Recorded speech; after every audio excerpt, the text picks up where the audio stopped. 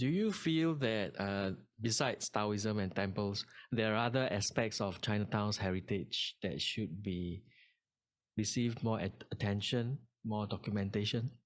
Yes. Because if you look at so-called a Chinatown as a space, Mm. right? I mean, Chinatown is the term that people think that it's everything to do with Chinese, although it's not true, right? A lot of Chinatowns around the world is also not necessarily Chinese Yeah. culture of people. Sri Mariamman Temple is probably one of the oldest Hindu temple, right? Said to be the space given to the founding person by Raffles. Um, and they have interacted with the Chinese community for the longest time, right? Every New Year, they have a special party for the less fortunate. Although it's very quiet, only recently you can see ministers being invited there. Then you have the Julian Mosque, right? Um, in South Bridge Road. If you go to Keong Saik Road, you see the Ganesha Temple.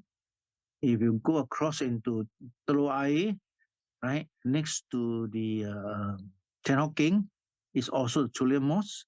And on the other side is, I don't know what they call now, it's probably started off as a kind of shrine, right? And of course, behind you have the other Lui Tongping's temple called Saint King, right? So you have Chinese temples, you have mosques. Of course, it's predominantly more Chilean Indians because I think these are the people who came in the early days, right? Even at the basement of UOB building, there is a mosque, which I think only probably the Muslims and a handful of non-Muslim know about existence. Yeah, so I think those are areas that probably deserve more visibility. There might be a lot of studies like the one at the Club Street. Club Street, there's used to be one pondok, right? Suddenly I cannot remember the name of that Indonesian group. They have a pondok down there. Of course, friends used to tell me, "Hey, there's a Malay village down there in Chinatown." I think there's some students who really research in that pondok. Yeah. I mean, of course, someone can say, if you want to study Hindu temples, go to Serangoon, or, study mosque, go to Kampong Glam. But I think if you do it in a more different, diverse space culturally, you can get a better sense of how culture, religion works in a multiracial society. Yeah, in fact, I think a couple of years back, I think the Heritage Society did we call it the walking workshop in Chinatown area. So they lead tours that goes to different places of worship. And I think that gives the people a better perspective of how the Singaporeans can work together, live together, and yet have their own beliefs. I mean, I think diversity is very important. In the old days, all of us can live together. Even in the kampong, you can have a 7-month festivals, and you still have the non-Chinese sitting together.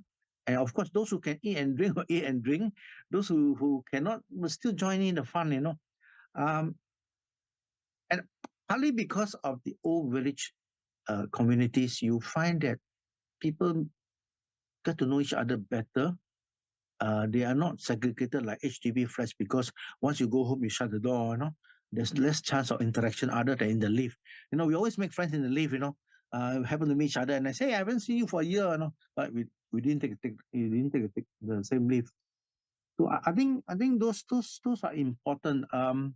If you look at the Water Street, the Kuan Yin Temple and the Sri Krishna Temple, that's a very interesting space because you find mainly the Indians, I suppose the Hindu Indians and the Chinese, they will visit both places to worship.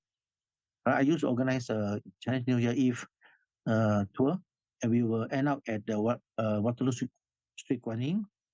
And the last stop after that is to go to the Sri Krishna temple because there is a statue of Kuan Yin inside there. They will put up as well. So you can see to them they are more inclusive. They can welcome anybody, whatever belief you have, even the small part of it.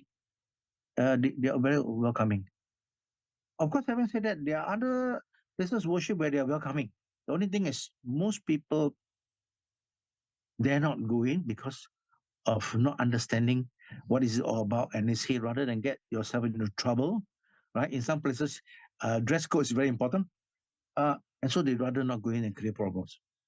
Yeah. I But mean, if you have somebody who is willing to share with you and bring you in, I think that's the best lah.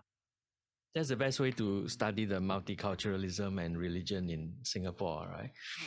Where actually, the place where, as you mentioned, the Guan Yin is inside the temple and all that.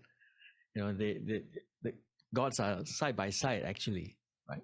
Yeah, so that's why it's also very interesting that you find there are some Chinese temples where they have uh, Hindu gods, right? I think there is one, as far as I know, there's one Hindu temple in Changi, near Changi village, where you have the so-called Chinese gods there as well.